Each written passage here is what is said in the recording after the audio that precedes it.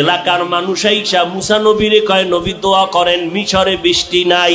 নবী 70,000-এর কাফেলা নিয়ে জঙ্গলে গেলেন দোয়া করবে।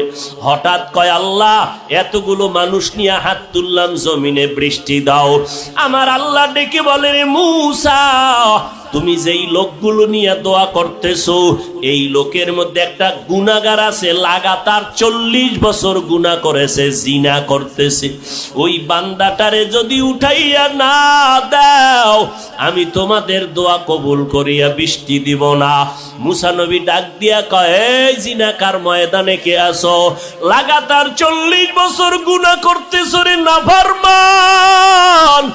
এখন আল্লাহর অর্ডার, তুই ওঠ। তুই যদি উঠিয়া না যাও তোর কারণে আমাদের মোনাজাত কবুল হবে না। জিনাকারের ভয় ঢুকিয়া গেল। এখন যদি আমি উঠিয়া যাই তো মানুষ বলবে আমি জিনাকার, যদি চোখের পানি ছাড়িয়া কান্না করি মানুষ বলবে আমি অপরাধী।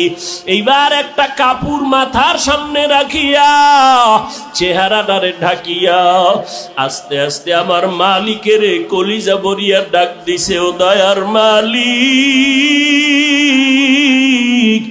40টা বছর আমি গুনাহ করতেছি, তুমি তো কখনো আমার গুনাহটারে মানুষের কাছে প্রকাশ করাও নাই। তুমি দয়ার চাদরের মধ্যে তো আমারে রাখছো, আজকে মুসা নবীর সামনে আমাকে কেন তুমি প্রকাশ করাইবা? ও আল্লাহ, তওবা করলাম, আর গুনাহ করব না, জীবনে আর গুনার কাছেও যাব না রে আল্লাহ, তুমি আমারে দয়া করিয়া মাফ করিয়া দাও। এবার হঠাৎ করে মুসা নবী দেখতেছে আকাশটা মেঘাচ্ছন্ন, বৃষ্টি পড়াও শুরু হয়ে গেল।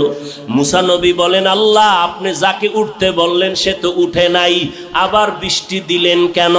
আল্লাহ বলে, রে মুসা, যার কারণে বলছি বৃষ্টি দিব না তার কারণেই জমিনে বৃষ্টি দান করলাম।